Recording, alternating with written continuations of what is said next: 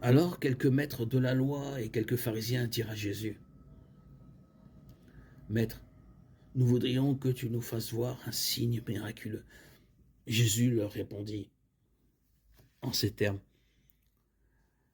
les gens d'aujourd'hui qui sont mauvais et infidèles à Dieu réclament un signe miraculeux, mais aucun signe ne leur sera accordé si ce n'est celui du prophète Jonas.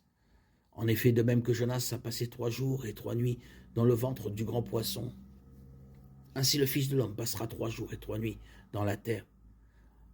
Au jour du jugement, les habitants de Ninive se lèveront en face des gens d'aujourd'hui et les accuseront, car les Ninivites ont changé de comportement quand ils ont entendu prêcher Jonas. Et il y a ici plus que Jonas.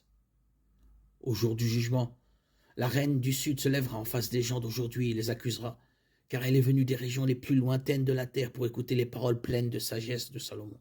Et il y a ici bien plus que Salomon.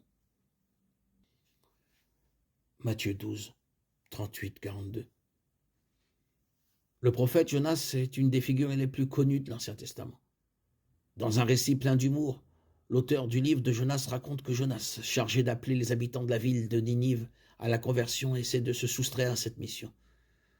Mais Jonas ne peut échapper à l'appel de Dieu.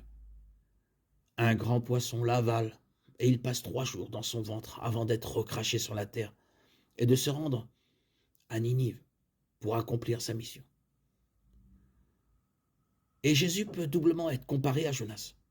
Il appelle à la conversion au Dieu d'amour, et il ressuscitera le 3e jour.